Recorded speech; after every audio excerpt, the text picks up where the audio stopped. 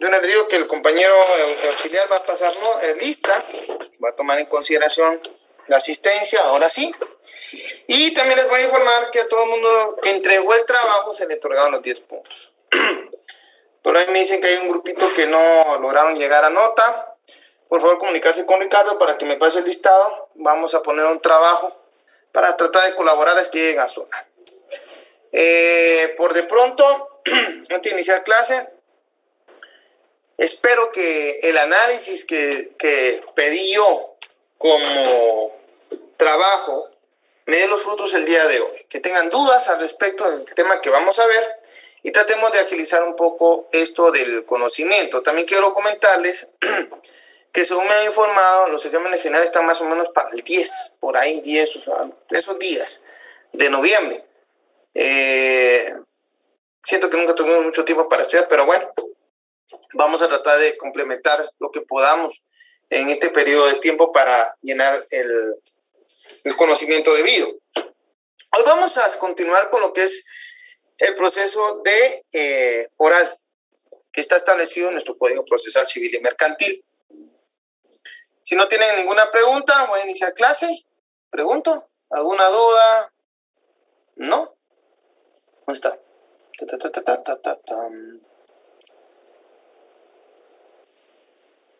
Esto no, esto, ¿qué? Hermano, que esto me...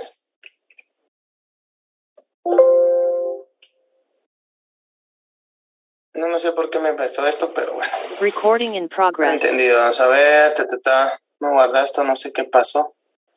Tengo que...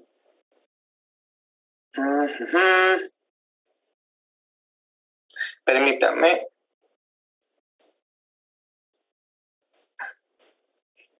Tengo que...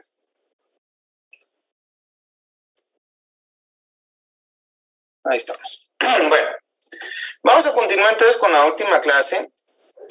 Ya vimos todo esto. Y recuerdo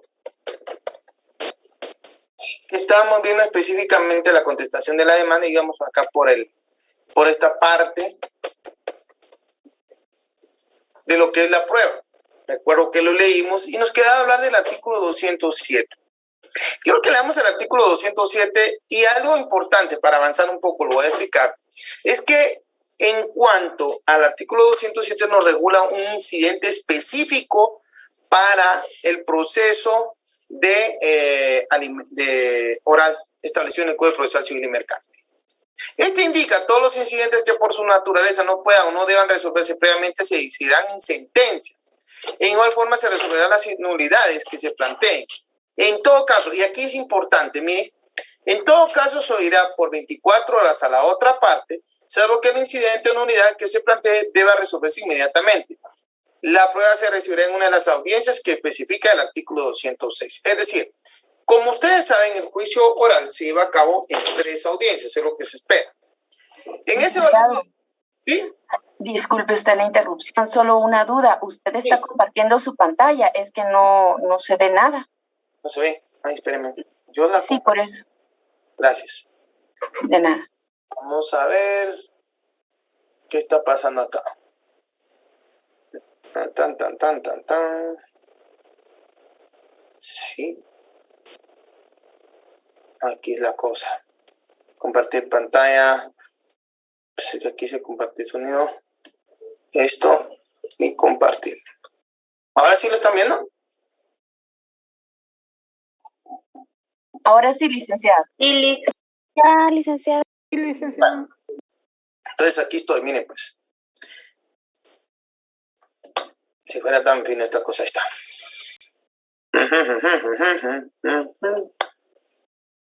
Ven acá. Ok. Aquí estamos. ¿Ya lo ven ahora? 207. Licenciado. Si se dan cuenta, entonces acá no vamos a acudir cuando se trata del juicio oral. Específicamente, no vamos a acudir al trámite de los incidentes establecidos en la ley del organismo judicial. No, aquí vamos a acudir automáticamente al 207. el cual nos establece que el incidente va a ser básicamente oral. Este incidente es oral, dice, en todo caso irá por 24 horas. Acá se escrito, pero se interpone oral. O sea, yo vengo, interpongo un incidente en una audiencia, ¿verdad? O presento, también lo puedo presentar por escrito cuando plantea alguna excepción, sí, lo puedo hacer. Entonces vengo y el juez debe de escuchar las partes por 24 horas, ¿ya? Salvo que el incidente o nulidad que se plantea deba resolverse inmediatamente. Es decir, aquí nos dice, se escucha la parte y resuelve. Pero si no, debo de resolver inmediatamente el incidente. Eso es lo que nos está estableciendo el artículo 207. Y ahí mira, mire, ¿y puede interponerse un incidente de forma oral en este tipo de procesos? Sí, la respuesta es sí se puede. Legalmente es factible.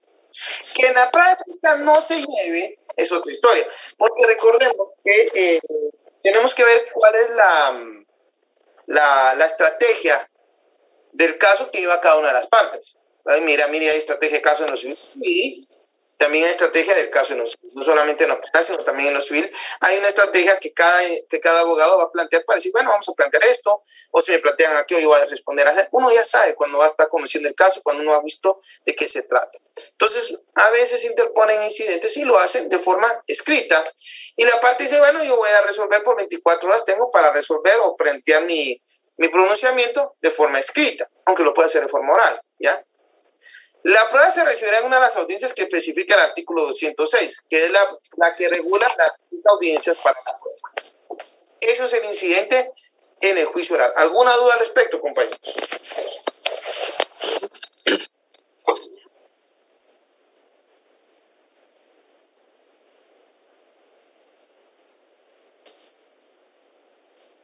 Vamos aquí.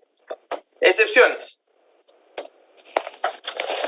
Es que esta cosa lo dice bonito y no pensaba regresar. Bueno, todas las excepciones se opondrán en el momento de prestar la demanda y la reconvención, pero nacidas con posterioridad de la cosa juzgada, caducidad, prescripción, pago, transacción y disciplina se podrá interponer en cualquier tiempo mientras no se haya dictado sentencia en una instancia.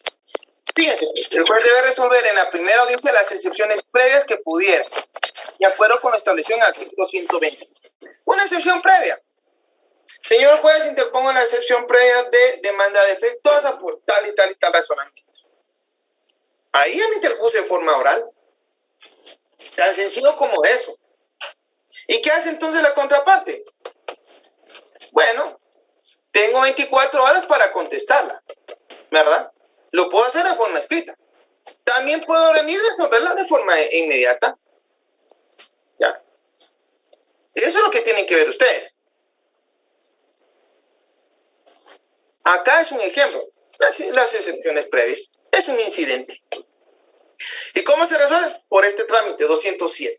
¿Ok? Eso es lo que tienen que ver. Sentencia. ¿Quién me lee el artículo 208 rapidito, por favor? Y si tienen dudas, las van haciendo, porque eso es lo que yo quiero que genere supuestamente el análisis que hicieron ustedes de este proceso. Lick, solo una preguntita rapidita. Digamos, en el caso hubo algo que no me quedó claro, y es que, si no estoy mal, el séptimo caso de los que se llevan en el juicio oral son cuando las partes lo delegan, creo que, no recuerdo bien textualmente, pero era prácticamente eso. Tengo una duda ahí, o sea, ¿el juez podría, digamos, poner algún tipo de pero, digamos así, o únicamente es porque las partes lo decidieron y sí se puede, o dice el inciso 7, no, miren, no se puede porque tal y tal va? Mire, acuérdense que el artículo 7 establece los asuntos que por disposición de la ley o por convenio de las partes deban seguirse en esta vía.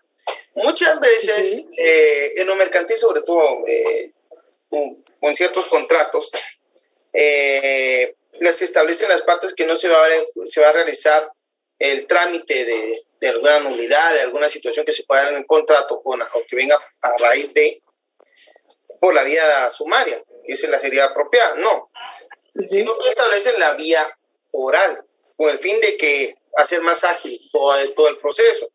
En ese orden de ideas se establece un pacto entre ambas partes que queda automáticamente plasmado en la escritura del contrato respectivo. Y por ende es ley entre las partes, por el principio pacta sunt servanda. Por ende, este de los asuntos que disposición de la ley o por convenio de las partes deban seguirse en esta vía se refiere a lo que contractualmente establezcan las partes. Ahí lo mira usted.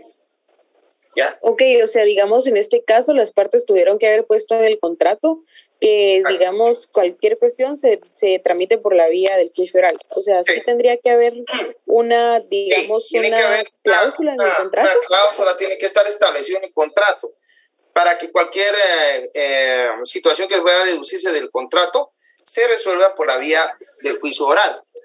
Y automático se aplica el juicio oral. ¿Ya?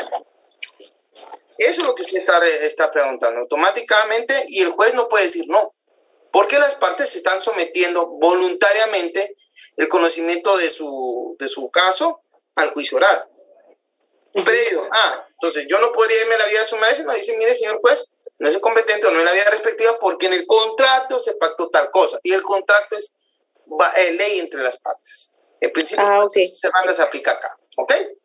Ya, Lick, ya me quedó claro. ¿Alguna otra pregunta, compañeros? ¿No? Lick, buenas noches. Buenas noches, cuéntenme. Fíjese, Lick, que yo tengo una duda en cuanto al tema de alimentos, pero no sé si espero a que... Veamos el tema de alimentos si quiere y con mucho gusto lo vamos viendo ahí, ¿le parece?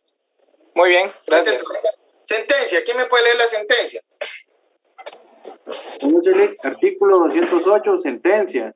Si el demandado se ganara la demanda o confesara los hechos expuestos en la misma, el juez dictará sentencia dentro del tercer día.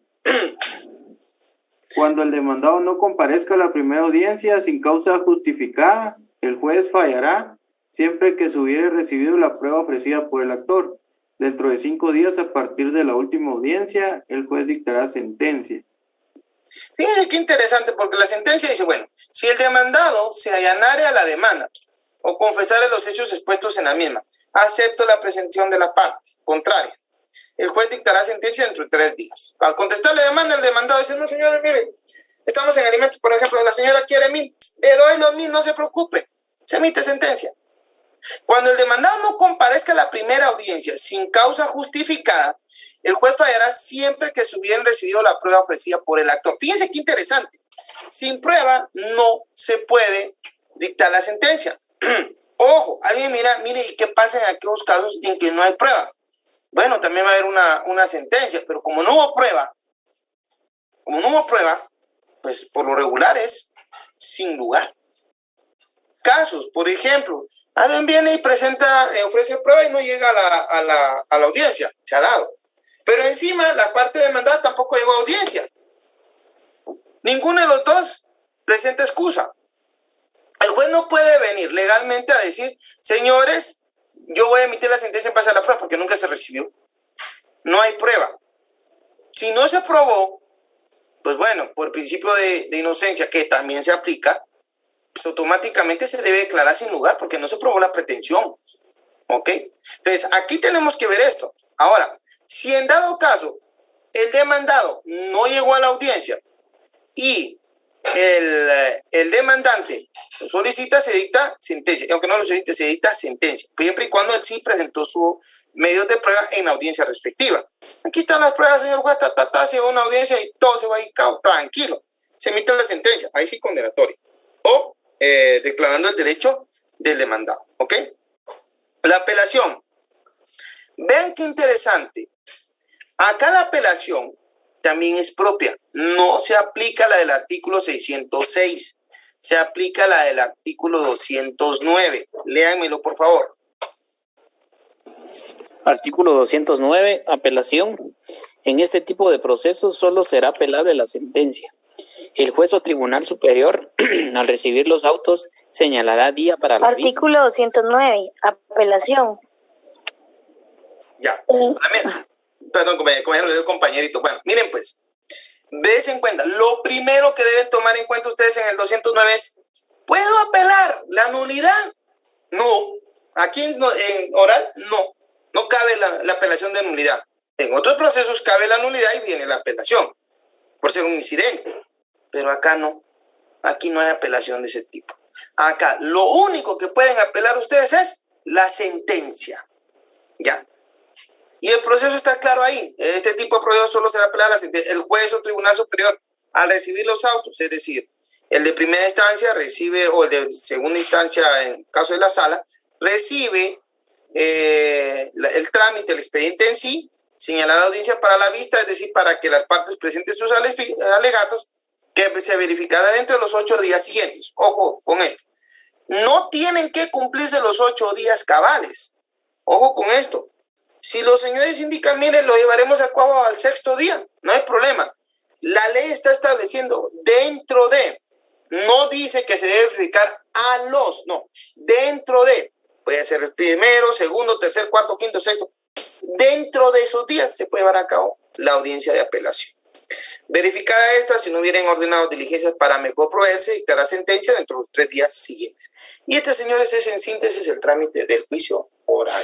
Dudas hasta acá, compañeros. Pregúntenme ahora que hoy tengo ganas de resolver. ¿No? Va, sigamos pues. Lick, tengo una duda. Ya me había emocionado. Dígame. Por ejemplo, en el inicio del juicio oral, establece que si se apersona a alguien al juzgado, el secretario está obligado a hacerlo constar en un acta. Pero en la práctica he visto que cuando llegan, en especial los de alimentos, lo que hacen es enviarlo al bufete jurídico. ¿Por qué esa razón omiten o cómo se podría tomar? No. Mire, pues, ojo esto también. Muchas veces lo que pasa es que yo como demandado llego, ¿verdad? Bueno, usted está hablando aquí del procedimiento de continuar el juicio bajo rebeldía. Eso es lo que estamos hablando, artículo 202. Pero en el proceso oral también se respetan los principios establecidos o los derechos establecidos en nuestra Constitución. ¿Cuáles son esos? Derecho de defensa, debido proceso. También sí tienen que respetar, no van a creer que no. Yo estuve en una charla una vez y platicábamos, miren, es que cuáles son los principios que impulsan el proceso civil. Yo decía, bueno, no tiene nada que ver que sea civil o penal o administrativo. Casi todos tienen las mismas bases. En derechos humanos hablando, tenemos el debido proceso, derecho de defensa. Y el derecho de defensa conlleva que usted tiene derecho a asesorarse por un abogado de su confianza. Eso es en penal, me dicen, no. Ya la comisión, ¿cómo se llama esta de Derecho Internacional? La Comisión Americana de Derechos Humanos, específicamente la Corte Internacional de Derechos Humanos, ya sentó doctrina que estos principios se ven también en el derecho civil, en el derecho administrativo. Ahora, ¿por qué hago esta relación? Si yo vengo y me presento a una audiencia y digo, miren, yo vine aquí porque me presentaron esto, señor juez. Por eso es sincero, yo no tengo trabajo, no tengo para pagar un abogado. ¿Qué hago? Bueno, la ley establece que él tiene que respetarse su derecho de defensa. Entonces tiene derecho a un abogado. Sí, tiene derecho a un abogado.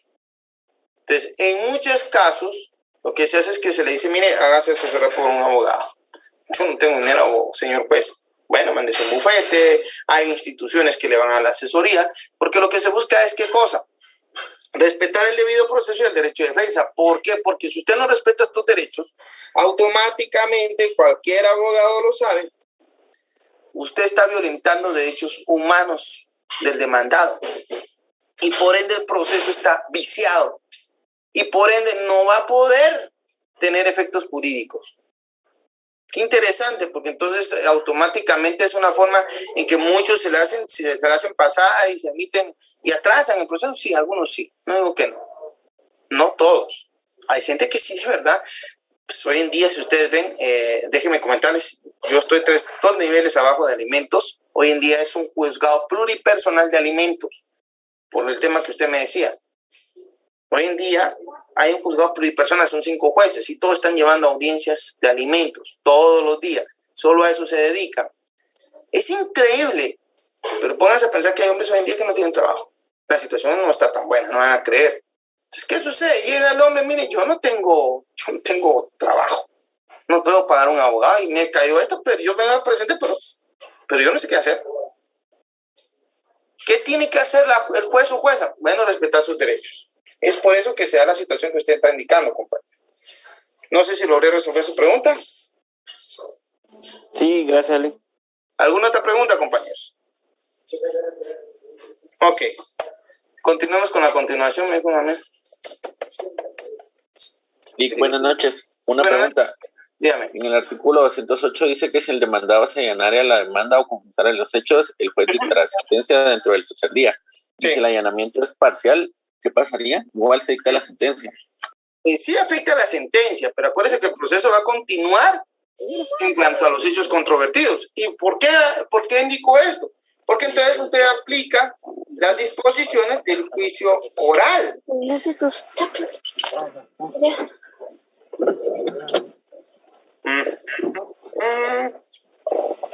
Para el micrófono, por favor, compañero.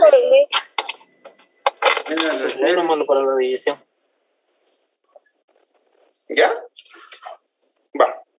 Entonces, recuérdense que tenemos que entender esto. Si se presenta parcialmente el allanamiento, el juicio sigue en cuanto a las demás pretensiones y se hará constar en su momento respectivo en el juicio o en la sentencia correspondiente. Y eso lo vemos en el juicio oral. No me tengo a la mano o no tengo en la mente el artículo, pero ahí está establecido. Son las formas en que la persona puede asumir una postura frente a la demanda. ¿Y si se aplica lo del juicio oral? Claro que sí, en ese sentido, respetando el proceso oral. Señor, usted pronuncia sobre la demanda, ¿verdad? Se le da la audiencia para que se pronuncie. Señor juez, la acepto parcialmente, ¿verdad? ¿Por qué? Por esta y esta razón. Pero en tales casos no. Entonces ahí hay hechos controvertidos que dan lugar a que el proceso siga, solo en cuanto a los hechos controvertidos. ¿Ya? No sé si contesté su pregunta, compañero. Sí, licenciado, muchas gracias. Okay, ¿alguna otra pregunta, muchachos? ¿O sigo? Ok. Este me gustó porque vamos más rápido. Acá voy a dejar esto porque es básicamente el trámite del proceso oral. Si se dan cuenta, demanda puede ser verbal o se levanta el acta por el secretario, escrita, el emplazamiento, lo que hemos venido platicando. La verdad que ustedes lo ven y lo comparan con los artículos anteriores, pues no hay ninguna situación que cambie. Incluso los incidentes no leales, artículo 207, se los resuelve inmediatamente, no soy a la parte coautora, lo resuelve en forma previa a la sentencia. Lo resuelven las sentencias y no son graves ni requieren resolución previa. Ahora, en los casos 2 y 3 se irá a la otra parte antes de resolver lo que hablábamos de las 24. Este es otro diagrama de lo que es el proceso. Y se dan cuenta que solo lo pongo con el fin de que ustedes les pueda servir para un estudio, ¿verdad? Y ocupen el que ustedes mejor consideren. Es lo que expliqué y ahora sí me interesa lo que es materia de juicio oral. El primer juicio que vamos a encontrar son los asuntos de menor cuantía. Posteriormente, asuntos de ínfima cuantía, los asuntos relativos a obligación de prestar alimentos, rendición de cuentas, división de la cosa común, declaración de jactancia y los asuntos que ya hablamos también, que por disposición de la ley o por convenio de las partes deban seguirse en esa vía. Y encontramos juicios de menor cuantía. Y vamos a ver que aquí vamos a encontrar que esto refiere a cierto convenio, ¿ya? El 4083. Quisiera que me lean esta diapositiva, por favor. ¿Quién me hace la caridad? Juicio de menor cuantía. Competencia por el valor. Modificado por el artículo 1 del decreto ley número 40-83. Por razón de la cuantía, son competentes los jueces menores cuando el valor que se litiga no exceda de 2,000 quetzales. Sin embargo, son competentes los jueces de primera instancia para conocer de los negocios de menor cuantía cuando estos son incidentales del proceso principal. La Corte Suprema de Justicia tendrá la facultad de señalar, mediante acuerdo, un límite menor a la cuantía de los asuntos que se deban seguir en los juzgados de paz cuando lo crea conveniente, atendida a las circunstancias especiales del municipio de que se trate las disponibilidades del personal técnico. Bueno, lo que estamos hablando que por razón de la cuantía son competentes los jueces menores. ¿Cuál es la menor cuantía, muchachos? Cuando el valor que se litiga no exceda de 2,000 quetzales, conforme al 4083. Ahora, llama la atención, porque alguien me puede decir, licenciado, entonces si son 2,000 quetzales, ¿es menor cuantía? Sí, se requiere auxilio de abogado, porque ¿cuánto se cobra un abogado por una audiencia? La respuesta la encontramos en el artículo 50 del Código Procesal Civil y Mercantil. ¿Quién me lo puede leer?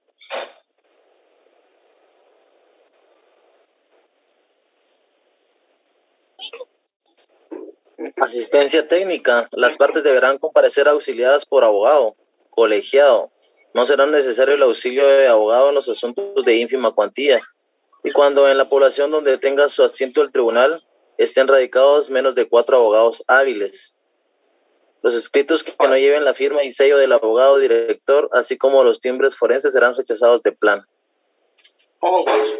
Ahora, fíjense pues, tenemos que tener en cuenta, si son hasta 2,000 quetzales es menor cuantía, automático, lo conocen los jueces de paz, y no, señores, no necesitan el auxilio de abogado.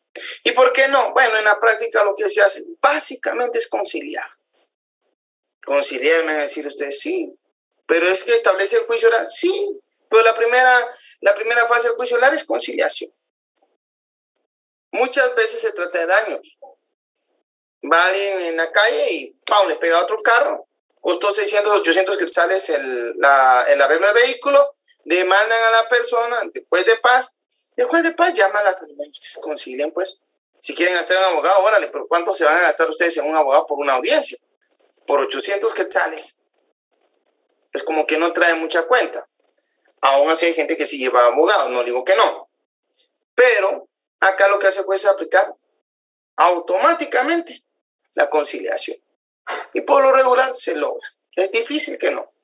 La gente dice, está bueno, mire, deme 600 pues, que fregado, va, se los doy, ahí está, vaya a conciliar, ahí quedó, archívense. Se hace constar en el acta respectiva porque ese es el título ejecutivo. Pero hasta ahí, ya. Eso es juicio de menor cuantía. Y en realidad no es que se va a llevar hasta sentencia, no. Yo no he conocido un juicio de menor cuantía que haya llegado a sentencia, no, por regular, etapa de conciliación. ¿Ok? Licenciado, perdone. Sí, cabal, precisamente este acuerdo tenía yo duda porque como acá dice que es de 50,000, entonces me quedó duda cuando estaba emitiendo el trabajo. No se confunda, compañera. No se me confunda, por eso es que lo pongo. Menor, ínfima, perdón, el de menor cuantía, ínfima es la que estábamos viendo, siempre me vacilo. Este es ínfima cuantía. Ahora, este es menor cuantía, tiene razón. Este es ínfima cuantía. Cuando sea así, menor o ínfima cuantía, es en realidad. Lo que sucede es que los códigos, recuerden algo, ¿han sufrido reformas? Sí. Y eso es lo que nos ha dado a veces un poco de equivocación en cuanto a las cuantías. Porque hay ínfima y hay menor. La ínfima es la de 2,000 quetzales, ¿ya? Porque estamos, aquí no dice es ínfima cuantía, así dice, no exceda de 2,000 quetzales, es ínfima cuantía. Y tiene razón, aquí encontramos la competencia de menor cuantía. La menor cuantía, sí tiene una situación bien especial. Y es que nos mandan a echar un colazo. ¿Por qué digo colazo? Porque fíjense, pues, en principio dice que en los municipios de Guatemala, en el municipio de Guatemala, la menor cuantía, que es la que conocen los jueces de paz, fíjense que a uno de juez le sirve esto para establecer su competencia. Y a ustedes también como futuros jueces. Porque si es menor cuantía, aquí en Guatemala, la menor cuantía llega hasta los 50,000. Por ejemplo, si ustedes están en un municipio de Quiché y le dicen, presente una demanda por 50,000 quetzales, no lo puede conocer el juez de paz, eso es primera instancia. ¿Por qué? Porque allá en el interior, la menor cuantía, dependiendo de los municipios, no estoy contemplados en el inciso B, es de 15,000 quetzales. Pero si es en el municipio de Guatemala, llega hasta 50,000. Pero vámonos al inciso B. ¿Quién me lo puede leer, por favor? En las cabeceras departamentales y en los municipios de Coatepeque, del departamento de Quetzaltenango, Santa Lucía de Cochumalguapa, del departamento de Escuintla, Malacatán e Ichihuán, del departamento de San Marcos, Santa María Nevaj, del departamento de Quiché, Pautum, del departamento de Petén, Santa Eulalia, del departamento de Huehuetenango, Misco, Amatitlán y Villanueva, del departamento de Guatemala, hasta 25,000 quetzales. Fíjense qué interesante, por si quieren recordarlo, quiero que se pongan a pensar que se van a echar un colazo ustedes por toda Guatemala. Y dicen que van a salir de aquí. Y el primer departamento que van a tocar, fíjense qué interesante, es Quiché. De Quiché van a llegar hasta hasta Santa María Nevaja. Santa María Nevaja es el primer municipio que se aplican los 25,000 quetzales en nuestro viaje. De Santa María Nevaja, no vamos a agarrar camino porque hay un caminito que lo lleva de Quiché hasta Huehuetenango 1 y lo lleva uno hasta Santa Eulalia, vaya por la frontera, cerca. Ahí también son 25,000 quetzales. De ahí vengo de regreso, ya por la Interamericana, y me meto a lo que es Shela, para llegar hasta San Marcos. Bajo, o subo, mejor dicho, a Malacatán, ¿verdad?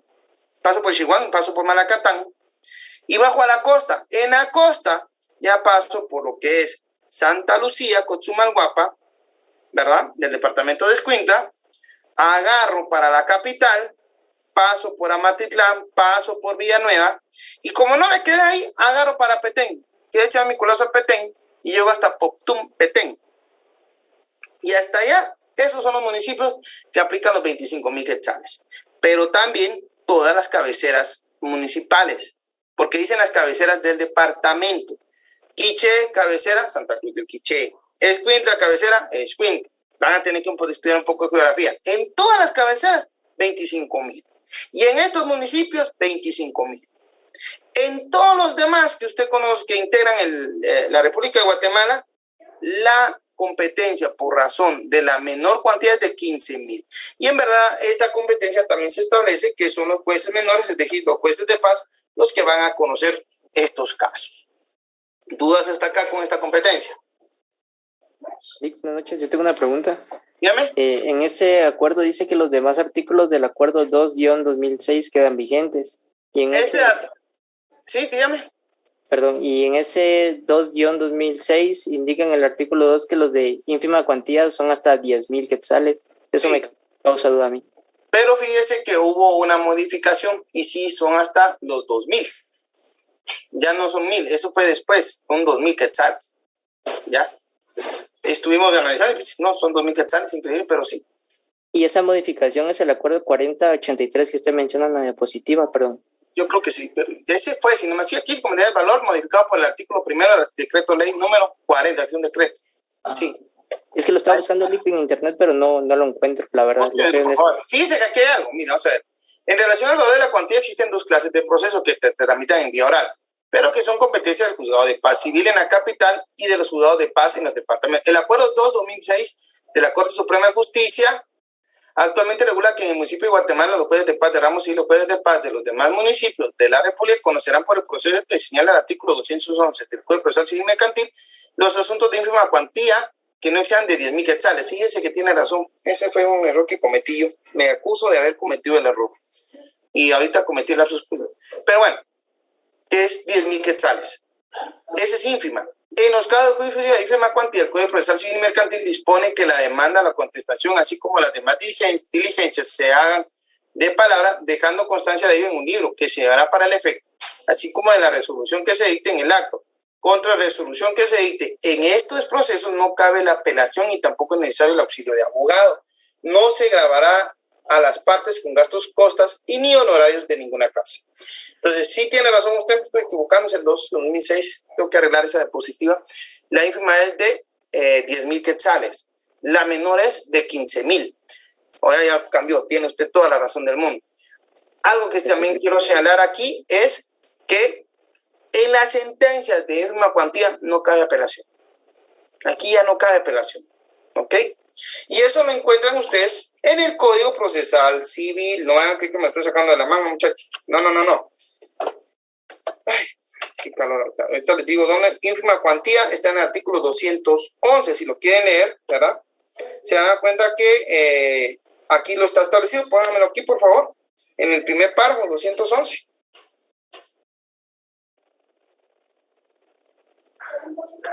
Cuando las cantidades que se litigan no excedan de 100 quetzales, licenciado. Sí, esa era antes la cuantía de ínfima cuantía. Ahora son 10,000. ¿Bien? La demanda, su contestación y demás diligencias se harán de palabra, dejando constancia de ellas en un libro que se llevará al efecto, así como de la resolución que se dicte en el acto. Contra esa resolución no cabe recurso alguno. Ahí está, no hay nada. Automático, ¿eh? Y es bien un parafito, dice, si no compareciera el demandado, el juez podrá citarlo bajo apercibimiento de tener su comparecencia como confesión de los hechos afirmados por el actor, que se hará constar lacónicamente, así brevemente, así de forma sucinta, en acta, y se dictará sentencia conforme al párrafo anterior. En esta clase de proceso no se grabará a las partes con gastos, costas ni honorarios de ninguna clase. De por sí, porque en el artículo 50, si ustedes se dan cuenta, no establece la obligación en esos procesos de asistir con un abogado. ¿Ok? Sigamos. ¿Dudas hasta acá? Leamos lo que dice la diapositiva entonces, por favor.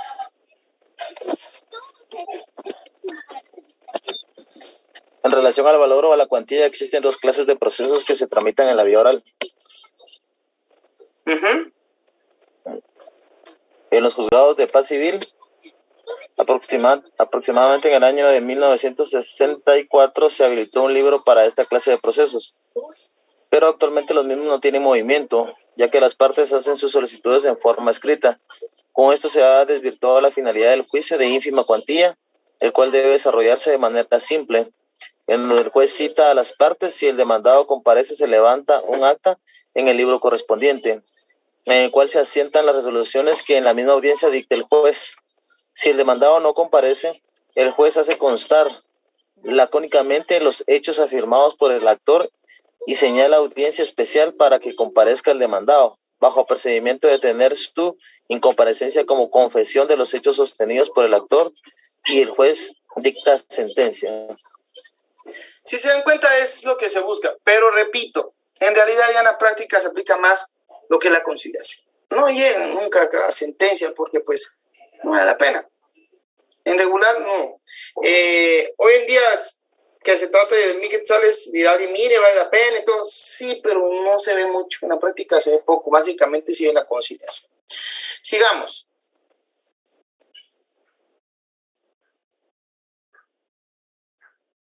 Si las partes comparecen ante el juez de modo voluntario, entonces la demanda, la contestación y las demás diligencias se harán de palabra, dejando constancia de ellas en el libro de actas, y se dictará enseguida la sentencia.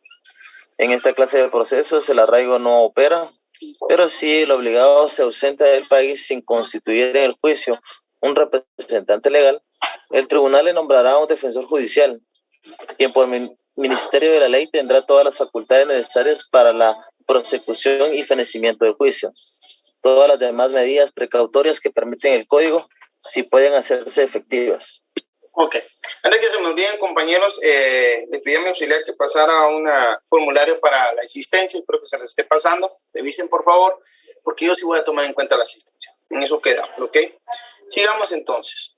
Alimentos, el famoso juicio de alimentos. Fíjense que el juicio de alimentos tiene sus propios bemoles. Y vamos a empezar a leer de forma rápida este título. Espero que lo podamos leer rapidito, porque vemos cuál es el proceso. Sí, pero veamos lo de alimentos. ¿Quién lee el artículo 212? Leamos, por favor. Artículo 212. El actor presentará con su demanda el título en que se funda, que puede ser el testamento, el contrato, la ejecutoria en que conste la obligación o los documentos justificativos del parentesco. Se presume la necesidad de pedir alimentos mientras no se pruebe lo contrario. Ojo con esto. Aquí me está indicando el artículo 212 que debe contener mi demanda. Ok, tengo que presentarla al artículo 61. Sí, tengo que dar sus requisitos. Pero lo que les decía, aquí integramos la norma. Y entonces vamos a ver que el artículo 212 ya me establece qué documentos o qué debo acompañar a mi demanda para que ésta sea aceptada. De lo contrario, me aplica lo del artículo 107, el rechazo, porque yo no estoy demostrando que tengo, que la persona que estoy demandando tiene la obligación de prestar alimentos, ¿ya? Por eso dice, el actor presentará con su demanda, debe, no me está preguntando si quiero, el título en que se funda. Ese título puede ser el testamento, el contrato, la ejecutoria en que conste la obligación o los documentos justificativos del parentesco. Mire, señor juez, presento mis partidas de nacimiento donde consta que el señor fulanito de tal es papá de mis hijos. Se presume la necesidad de pedir alimentos mientras no se puede lo contrario. Ahora, aquí esto de la pensión provisional lo vamos a concatenar con el artículo 214. ¿Por qué? Porque el artículo... Licenciado, perdone. Sí. Fíjese, Lick, que tengo una duda en cuanto a qué se refiere la ejecutoria en que conste la obligación. La ejecutoria es básicamente cuando ya se emitió algún tipo de sentencia, ya ha habido un juicio, ¿verdad? Y se dice, mire, fulanito de tal tiene un contrato o tiene una obligación o se reconoce, por ejemplo, una cuestión de preñez y parto, o por ejemplo, una situación de, como le dijera yo, cómo le explicar, cómo se llama este juicio, de paternidad. Se demandó la paternidad de una persona, ¿verdad?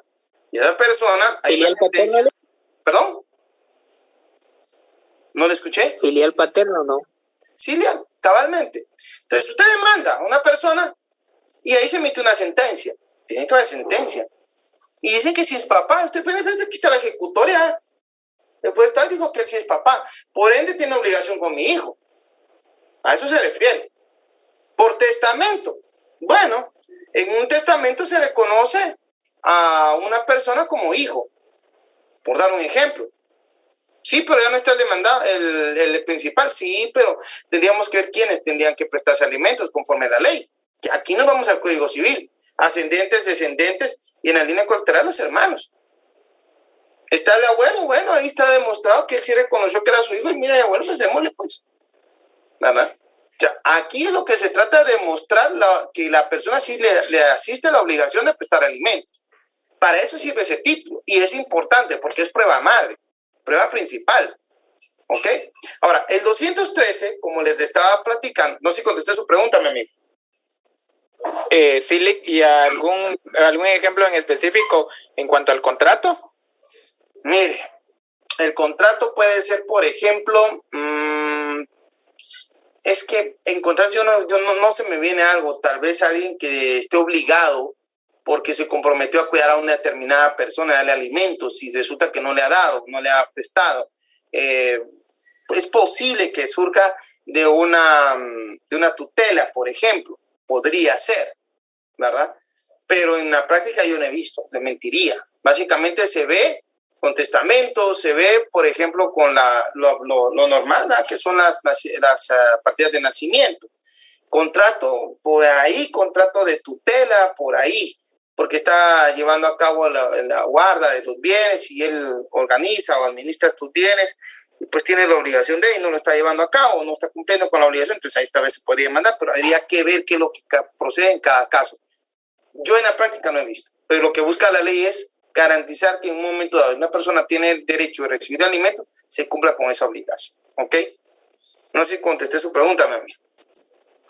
Sí, Lick, solo en cuanto a eso, no sé si es que yo escuché por ahí un caso en cuanto a que el muchacho, el papá de una nena, quería darle voluntariamente pues efectivo alimentos a la hija, pero no es lo que quería o lo que buscaba era cómo asegurarse de obtener prueba más que todo de que en efectivo efectivamente se le está dando el dinero, ¿verdad? Sin que eso llegue judicialmente, o sea, voluntariamente.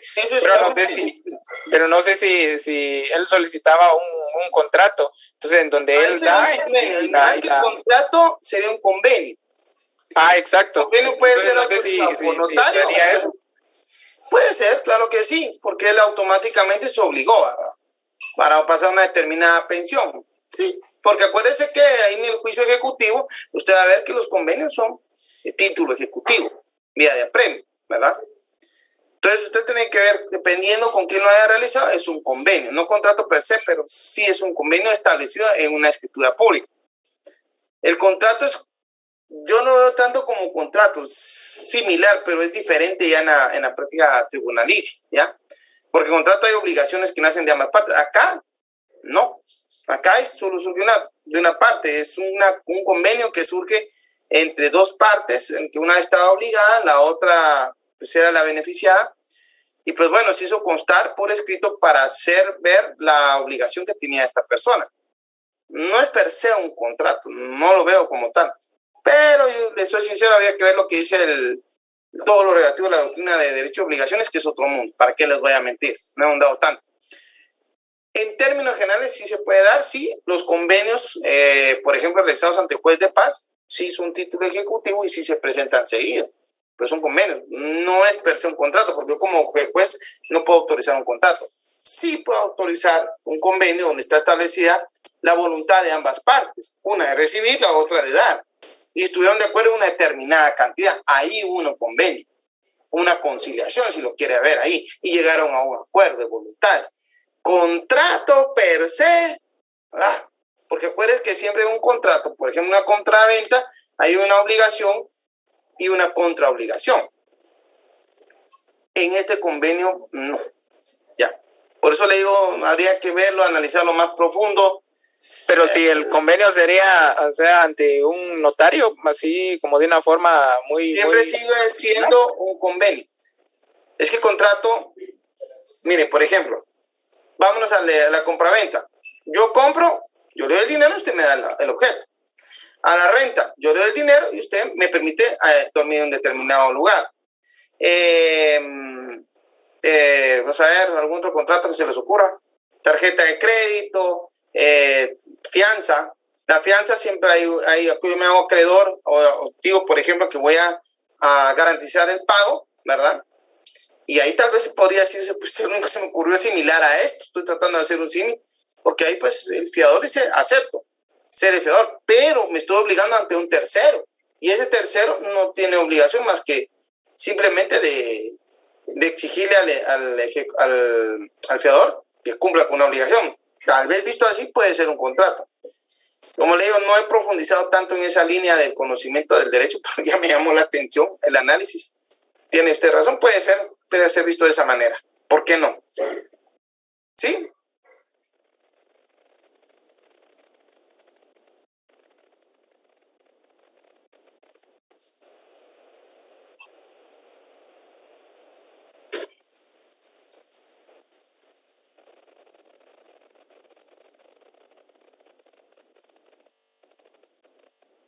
Mire, ahí hay un proceso de reconocimiento de preñez y parto. O sea, la persona se reconoce y se puede hacer ante notario de que el fruto de la concepción es hijo de él.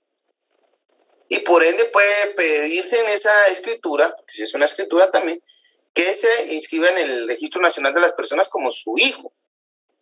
¿Puede establecerse una pensión alimenticia? Sí, sí se puede. Yo de por sí alguna vez fui notario, o sea, ejercí el notariado, y recuerdo que íbamos a un proceso de preñez y parto en la vía notarial. Y sirvió la escritura, tal como lo establece el Código Procesal Civil y Mercantil, como juicio ejecutivo, como título ejecutivo, pero o sea, sí se puede. ¿Por qué no? Si lo que se busca acá, ahora, no es que la persona ya me contrate y voy a decir, no. Lo que está diciendo es un reconocimiento. Reconoce que él es el padre de la niña. Y, por ejemplo, al hacer ese reconocimiento, no surgen a la vida jurídica todas las obligaciones que ostenta como padre. Es que esa es la cuestión. Aquí surge la obligación que ostenta como padre y que la ley establece. ¿Ya? Ese reconocimiento de preñez y parto, lo que se debe aplicar en este caso. ¿Alguna otra pregunta, compañeros? Una pregunta. Voy con Adame y luego con el compañero, ¿ok? Sí, compañerita. Una pregunta, si hubo un convenio, por ejemplo, de la madre y el padre de cierta cantidad de pensión alimenticia y firman, ¿verdad? ¿Qué pasa si en un futuro la persona no puede pagar lo que se acordó? Bueno, eso ya entramos a la vía del Código Civil, ¿ya? Y está la extinción de la pensión alimenticia. Déjenme ubicársela, le voy a decir dónde está. Está en alimentos. 200. Las obligadas. Aquí está. 289. Léame. En inciso 2, artículo 289. Se lo va a leer. Dice: cesará la obligación de dar alimentos por la muerte del alimentista cuando aquel que los proporciona se ve en la imposibilidad de continuar prestándolos o cuando termina la necesidad del que lo reciba. En caso de injuria, falta o daño grave. Bueno, aquí estamos en inciso 2, pero se lleva un proceso. Todo esto es juicio oral. ¿Ok? ¿Alguna otra pregunta? Bueno, compañero, ¿cuál es su duda? Sí, fíjese, licenciado, que a una compañera de la oficina la demandaron por alimentos, la demandó su expareja, pero llamó al juzgado y le dijeron que tenían que entablar un juicio por relaciones familiares, pero él está pidiendo pensión alimenticia, entonces no sé si es lo mismo, porque ahí me hice un poco de bolas, porque además, mira, me dieron un juicio entablaron un juicio por relaciones familiares. No, mire pues, le voy a decir lo que ha pasado últimamente y es un fenómeno que yo vivo mucho. Hoy en día estamos acostumbrados en la práctica de que la madre se queda con la custodia y guarda de los niños y el padre tiene que pasar una pensión alimenticia, ¿verdad? Y se ha dado un fenómeno en los últimos años, sinceramente, no lo veo tan bien, ¿verdad? Por la relación que debe tener un hijo con su madre, precisamente, por ser ente protector, un montón de cuestiones morales que hemos visto, pero bueno, hoy en día la mujer no quiere al niño. No es que no lo quiera, pues es su hijo, siempre le va a amar y todo lo que usted quiera, pero no desea hacerse cargo de él. Y hay un gran número de casos, todavía siguen siendo más los de la madre, que se quedan con la guardia y custodia, pero hay un gran número de casos en que la madre le concede la guardia y custodia al padre. Ahora bien, ¿qué pasa acá? Y es lo que tenemos que entender. La ley, si ustedes ven el artículo 169, se establece qué pensión pasará, por quién va a estar criado el niño o alimentado y qué pensión pasará. Y cuando esta obligación recaiga sobre el padre, deberá prestarse garantía y bla, bla, bla, bla, bla. Pero lo que sucede es que la ley no regula específicamente cuando hablamos de los alimentos, que solamente los padres, o sea, los varones están obligados a dar alimentos, ¿ya? No es así. Por ejemplo, está el artículo 283. ¿Pueden leerlo, por favor?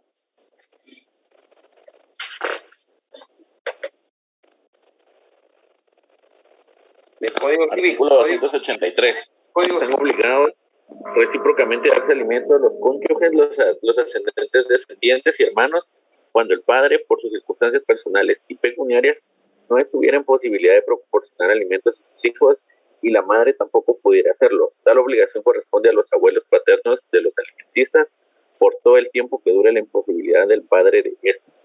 Ahora, no entendamos padre como se entendía antes, padre varón. No, padre madre, puede ser cualquiera. Y esto tiene que ser visto como de alguna manera complementándose con lo que establece la Convención de los Derechos del Niño. Los alimentos son un derecho humano del niño, no del padre, no de la madre. Y ambos padres tienen la obligación de alimentar a sus hijos. La madre es un ascendiente del niño. ¿Tiene obligación? Sí la tiene. Entonces, la madre tiene que pasar alimentos. Lo que sucede es que en la práctica no lo quieren hacer. Y en la práctica dice, mire, él va a pasar alimentos, el padre presenta garantía y dice uno, mire, un momento. Pero si él va a quedar con la guardia y custodia, se entiende que él va a pasar alimentos. Claro que sí, usted tiene la obligación de pasarlo. Pero es que él dice, sí, él podrá decir lo que quiera, pero el derecho no es del padre, es del niño. Y es lo que no logramos entender hoy en día. Los derechos humanos han avanzado. Entonces decimos, bueno, el derecho es del niño, no del padre. Señora, usted pasa alimentos y me lo tiene que garantizar. Ahora bien, lo de las relaciones familiares es otro mundo.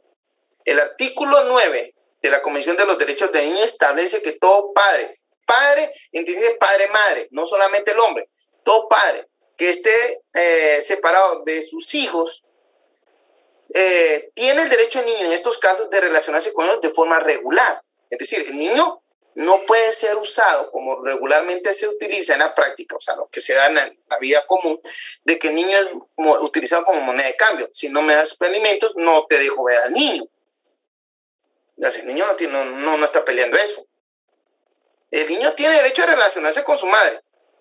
No le da alimentos a la madre, bueno, igual tiene el derecho. Es derecho de él. Pero es que como ella no pasa alimentos, yo le voy a decir que no lo dejo verlo. Momento, usted también está violentando un derecho humano al niño, no a la madre.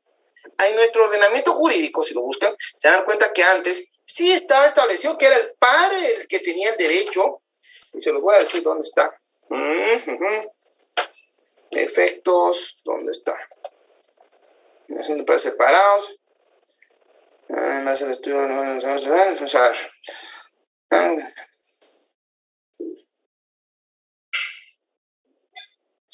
Al juez resolver el custodio y cuidar a los menores, el 167, de los padres.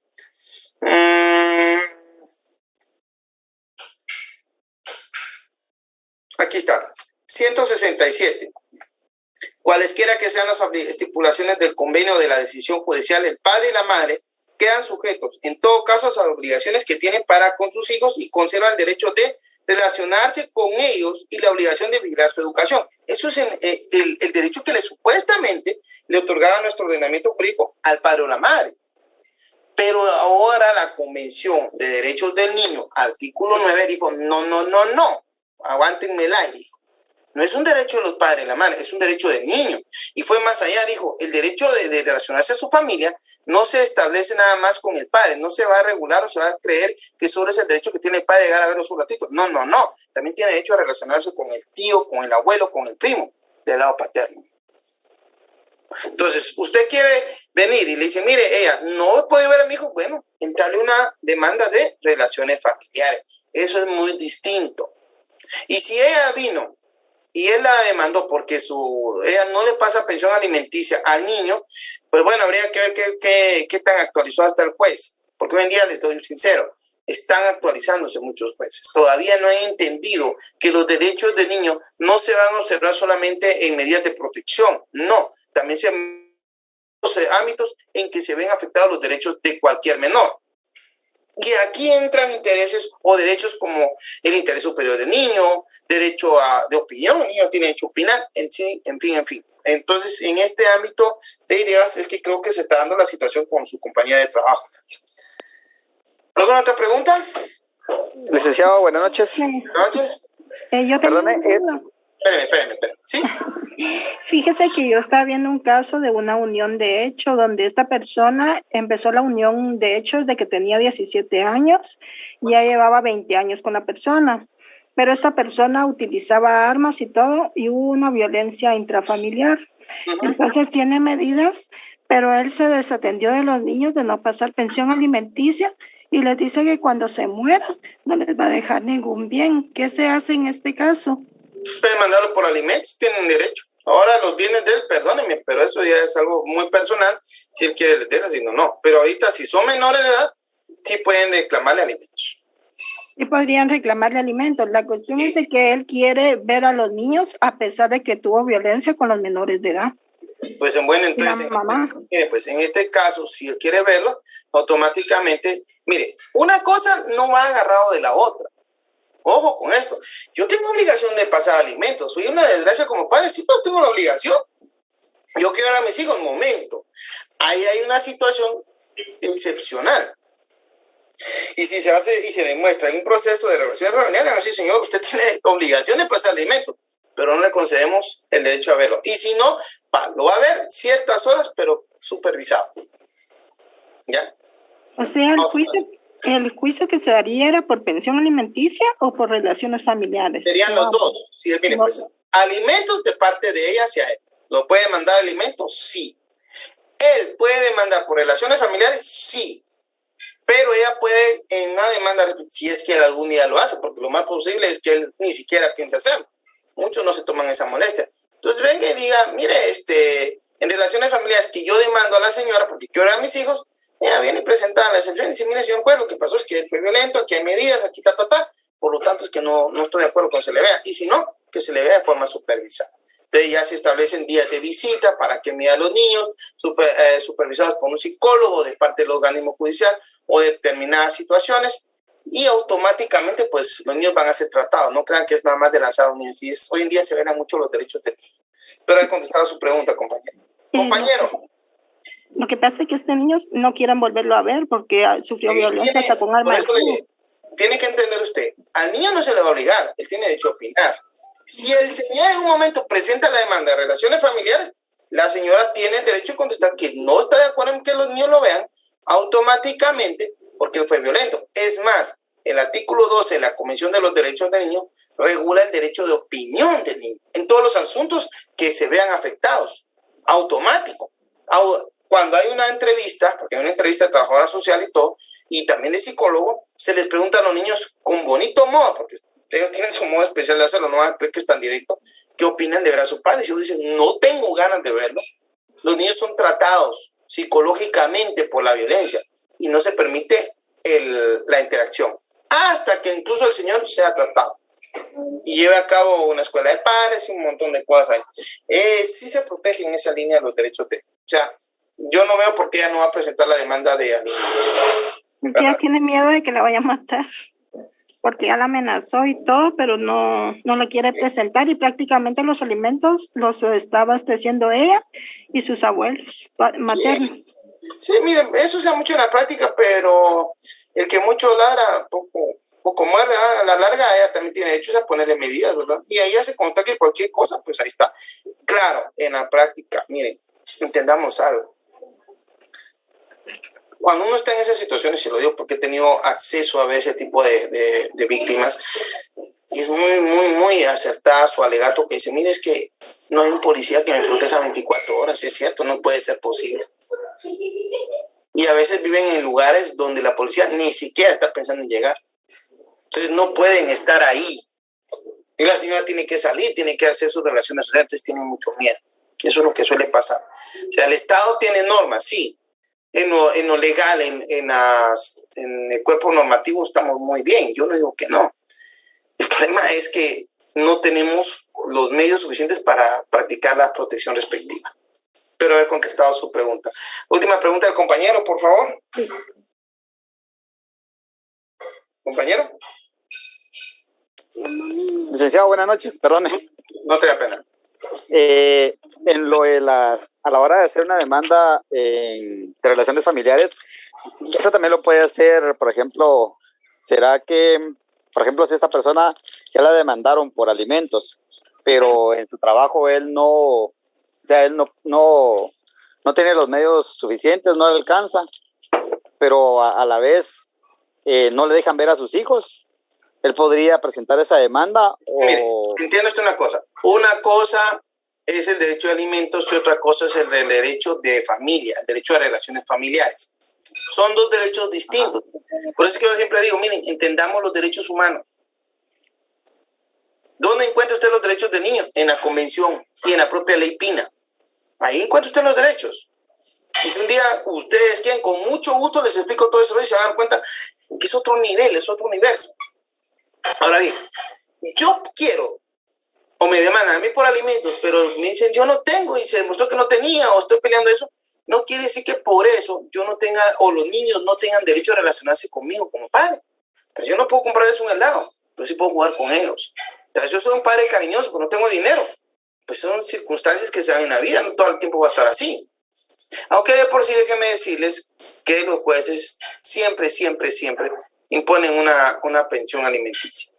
No tengo dinero, no tengo, pues 200 quetzales tienen que colaborar en algo, señor, porque es un derecho humano de los niños y tienen que respetar. Pero también se le respeta el derecho al niño de relacionarse con su padre o con su madre que esté separado. Esos derechos fijos. Bueno, señores, voy a dejar hasta acá la clase, continuamos el día viernes. Si tienen dudas sobre alimentos, con mucho gusto lo vemos el día viernes.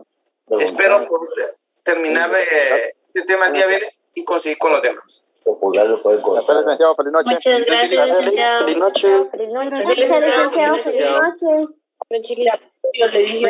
noche. ¿Va a subir ahí? Yo estuviera ganando 60 o sus